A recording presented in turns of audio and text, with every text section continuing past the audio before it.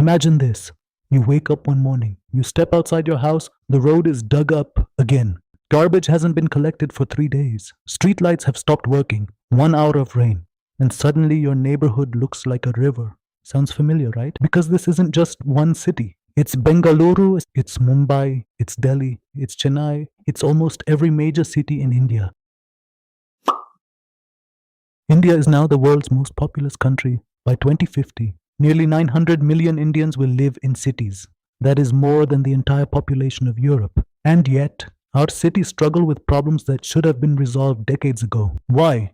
Is it because we don't pay enough taxes? Is it because we don't have enough engineers? Or is the real problem hidden inside the way our cities are governed? Today, we're going to uncover that answer. And by the end of this video, you will discover why one Indian city quietly solved many of these problems decades ago, while the rest of the country continues to struggle. Let's start with a simple question. Who runs your city? Most people would answer, the government. But that's only half the story. Your city is actually managed by something called a municipal corporation. Think of it as the city's operating system. Its job is surprisingly simple. Provide clean water, collect garbage, maintain roads, repair streetlights, manage drainage, build parks, issue building permissions, maintain public health, collect property tax. In short, everything that will make a city livable. Sounds simple, right? So why does it fail?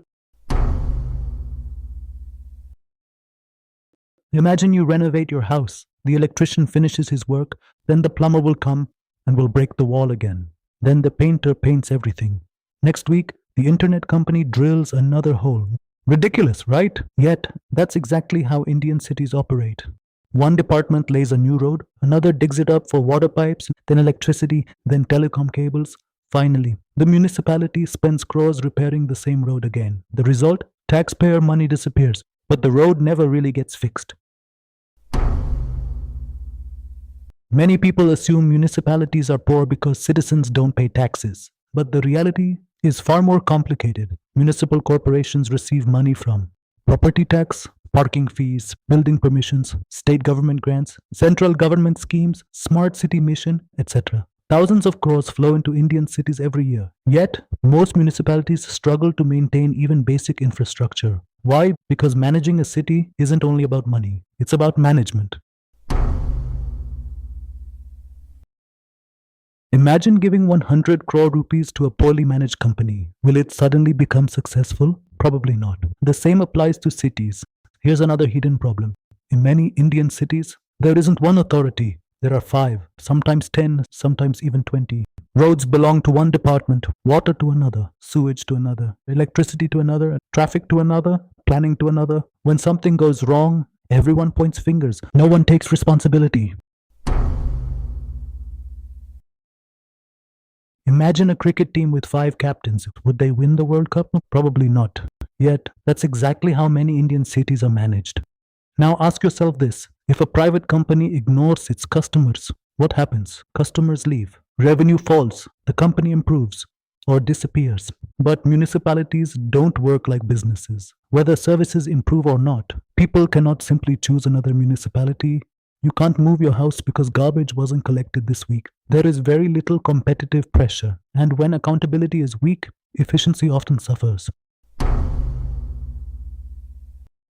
But what if, instead of treating cities like government departments, we treated them like professionally managed organizations? What if road maintenance, garbage collection, water supply, parks, streetlights were run with clear performance targets? Would our cities improve?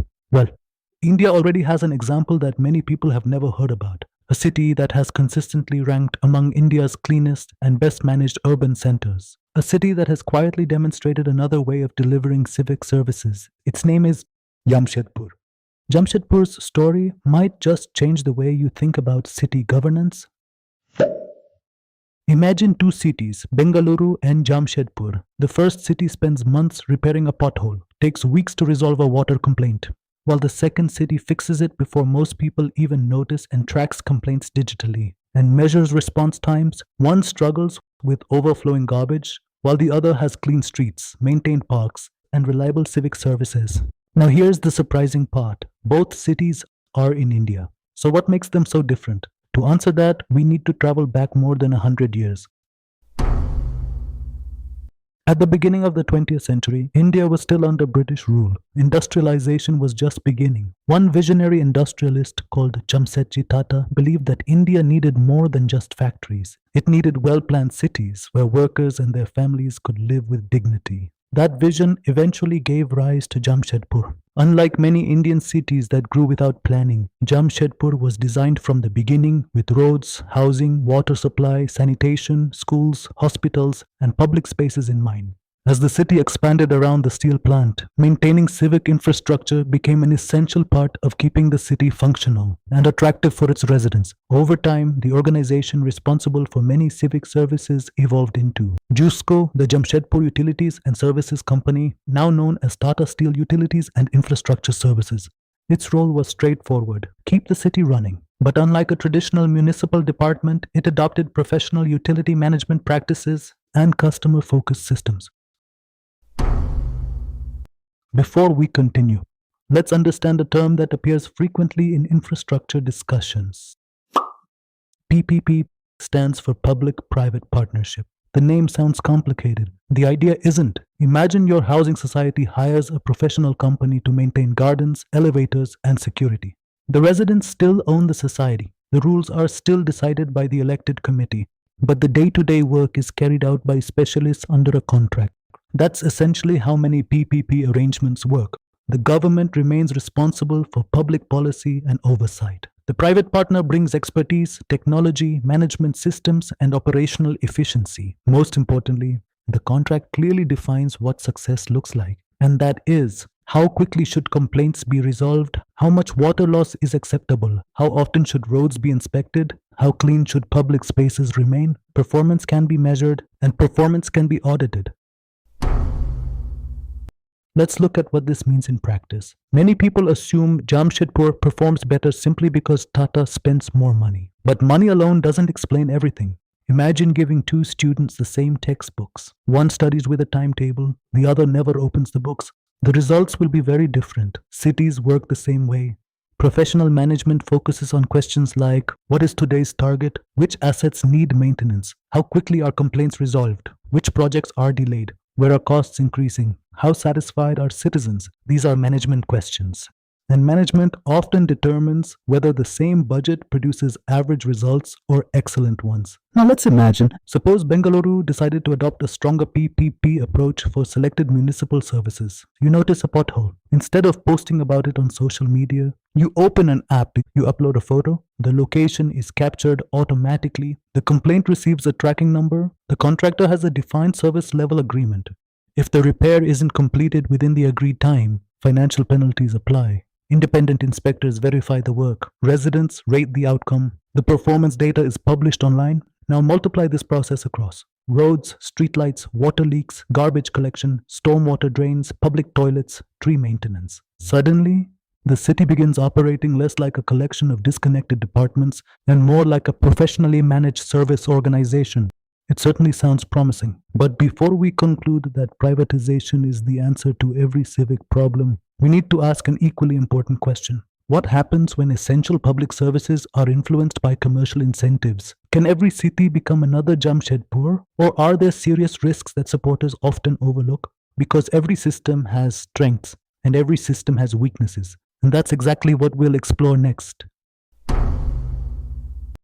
By now, you might be wondering, if Jamshedpur works so well, why doesn't every Indian city adopt this model? That's a fair question, because the PPP model does offer several important advantages, but let's begin with the positives. In many municipalities today, citizens often have no idea when a complaint will be resolved. But under a well-designed PPP model, performance targets can be clearly defined. How long can a road repair take? How quickly should a broken streetlight be fixed? How much water leakage is acceptable? When service standards are written into contracts, performance becomes measurable. And what gets measured usually gets managed. Running a city is no different from running a massive organization. Millions of people, thousands of kilometers of roads, hundreds of water pumps, thousands of employees, hundreds of crores of rupees. Managing this complexity requires planning, technology, and data-driven decision-making. Professional organizations often bring these systems as part of their core expertise. Most Indian cities operate reactively. Something breaks, then we fix it. But infrastructure is much cheaper to maintain than to rebuild. Imagine never servicing your car. Eventually, one breakdown costs far more than years of regular maintenance. Cities work exactly the same way. Municipal projects often involve multiple approvals, different departments, different authorities, different committees. Every delay increases costs. Professional utility operators can sometimes reduce operational delays through clearer workflows and defined responsibilities. Now comes the difficult part. Every system has trade offs, and PPPs are no exception. A private company exists to earn returns, a municipality exists to serve citizens. Sometimes those goals align, sometimes they don't. Imagine a company managing water supply. It might recommend increasing user charges to recover costs or fund improvements. That could strengthen the system financially, but it could also make services less affordable for poorer households unless safeguards exist. Public services cannot be evaluated only through financial efficiency. Accessibility and fairness matter too. Imagine only one company operates every essential service in a city. If performance declines, what alternatives do citizens have? Competition improves markets. Monopolies require strong oversight. That's why PPPs need independent regulators, transparent contracts, and clear penalties for poor performance. Without them, private inefficiency can replace public inefficiency. Municipal corporations are led by elected representatives. Citizens can vote them out. Private companies cannot be voted out in the same way. That is why democratic oversight remains essential. The government must continue setting policies, approving tariffs where required, protecting vulnerable groups, and ensuring public interests are not sacrificed. There's another important point. Jamshedpur didn't become successful overnight. Its development is closely linked to the growth of Tata Steel and decades of planned investment. Many Indian cities have grown organically over centuries. They face different challenges: dense populations, informal settlements, multiple government agencies, aging infrastructure, political complexity. Simply handing over services to a private operator will not solve all these issues. The institutional context matters. Perhaps the real answer isn't choosing between government and private companies. Perhaps the answer is combining the strengths of both.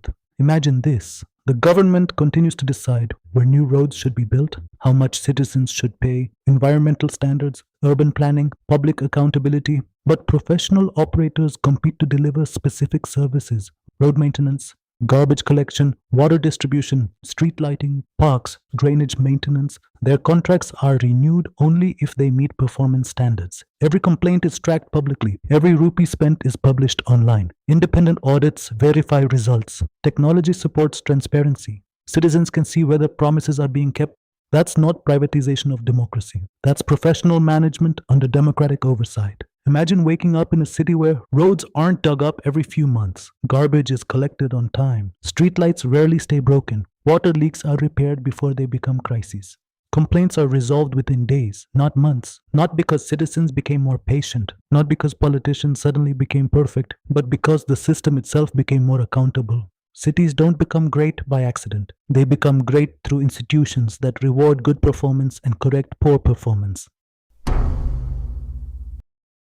India is urbanizing faster than ever before. In the coming decades, hundreds of millions more people will call our cities home. The choices we make today about governance, infrastructure, and accountability will shape their quality of life for generations. Public-private partnerships are not a cure-all.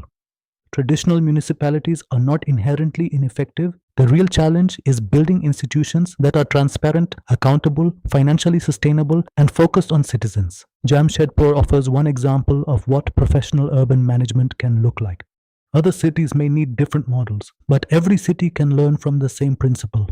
A city should not merely be administered, it should be managed well, because when a city works, its people thrive, and when its people thrive, the nation prospers. What do you think? Should Indian cities move toward greater use of PPPs, or should municipalities remain fully government-run with internal reforms? Let us know your thoughts in the comments. If you enjoyed this video, don't forget to like the video, subscribe to the channel, and share it with someone who cares about the future of India's cities. Because understanding good governance isn't just for policymakers, it's for every citizen. See you in the next video.